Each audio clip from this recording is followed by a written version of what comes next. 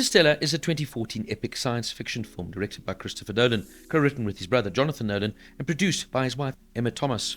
The film stars Matthew McConaughey, Anne Hathaway, Jessica Chastain, and Michael Caine, and it combines breathtaking visuals with deep thematic concerns about love, sacrifice, and humanity's future. The genesis of Interstellar stretches back to the mid-2000s. The original idea came from theoretical physicist Kip Thorpe and producer Linda Obst, who created an 8-page concept centered on the universe's most exotic science: black holes, wormholes, and warped space-time. Thorne and Obst envisioned a story grounded in real physics, and the project initially attracted legendary director Steven Spielberg. Jonathan Nolan was hired in 2007 to adapt the idea into a screenplay. When Spielberg exited the project in 2010, Christopher Nolan jumped on board, having already collaborated with his brother on several films like Memento, The Dark Knight, and Inception. Christopher Nolan helped streamline the sprawling concepts into a focused narrative that balanced scientific ambition with emotional storytelling. Interstellar was shot primarily on 35mm and IMAX 70mm film. Nolan is known for his preference for practical effects over CGI whenever possible, and this film was no exception. Entire spacecraft interiors were built physically rather than rendered digitally. To capture the unparalleled realism, some sequences were even filmed using an IMAX camera mounted in the nose canal of a Learjet. The design of the crew's central spacecraft, the Endurance, was inspired by real space technology, such as the International Space Station, giving it believable, utilitarian look. Some fun trivia notes. The robots Tars and Case were primarily practical puppets on set, controlled and voiced live before CGI cleanup, making their interactions feel more tangible for the actors. For one crop field scene, Nolan reportedly planted 500 acres of maize, which was later harvested and even sold. The actual spacesuit costumes featured functional oxygen systems so actors could breathe easily during long shoots. What set Interstellar apart from many other science fiction films was its attempt to represent cutting-edge physics on screen.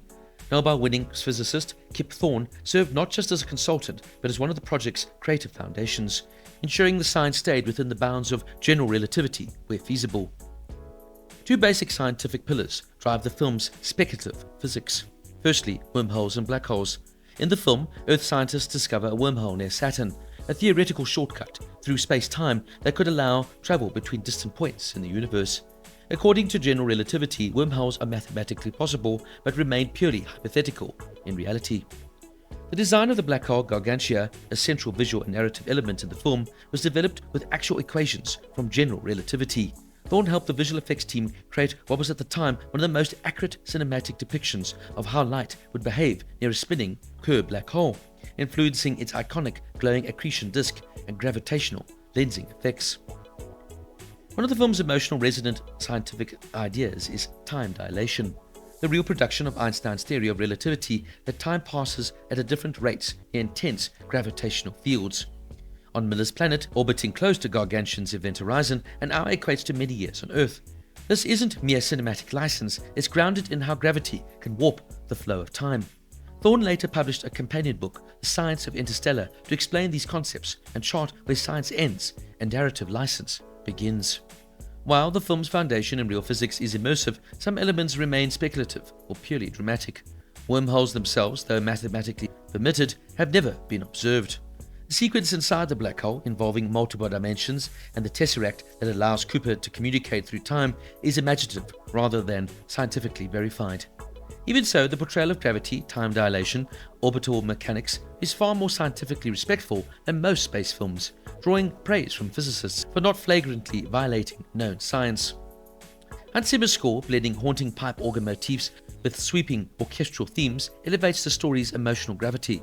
The film grapples with humanity's survival, the sacrifice of personal love for greater good, and the mystery of time itself. These themes resonate with the audience on both intellectual and emotional levels. Now, where do you even begin to review a film like Interstellar? Christopher Nolan, in my view, is one of the best directors ever. With films like The Dark Knight, Inception, and of course Oppenheimer, he has proven himself to be incredibly prolific. He's not perfect, but when it comes to creating absolute epics with multifaceted stories, there's really no one like him. This was a film I'd always wanted to watch, but never got round to it until recently. The cast is fascinating. You have familiar faces like Anne Hathaway and Michael Caine, both excellent in their respective roles. They clearly love working with Nolan. Matthew McConaughey, though, leads here as Joseph Cooper, an interesting choice. I'm not always the biggest McConaughey fan, and while he didn't completely blow me away here either, he is solid. Perhaps a different actor might have elevated the role, but this is the performance we are left with, and he handles it well enough. Hathaway, though, is excellent, and Jessica Chastain delivers a powerful performance here, as does Michael Caine, who you can always rely upon. The story is set in a dystopian future, where Earth suffers from a catastrophic blight and famine. While we've seen this premise before, this film follows a team of astronauts traveling through a wormhole near Saturn in search of a new home for humanity. This is a movie that reveals new layers each time you watch it, and it's a film that grows the more you pay attention. What fascinated me most, though, is how the film deals with the theory of relativity and the concept of time itself. Cooper returns to Earth to find himself the same age as when he left, while his daughter Murph has aged through different stages. The 10-year-old here played by Mackenzie Foy, the adult portrayed by Jessica Chastain, and finally the elderly Murph played by Ellen Bernstein. Watching her life unfold while Cooper remains unchanged is one of the most emotional aspects of the entire film.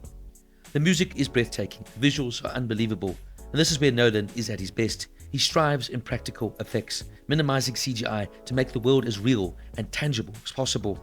Matt Damon delivers a fantastic performance here as Dr. Mann, representing the selfishness of humanity on a remote icy planet during the Lazarus mission.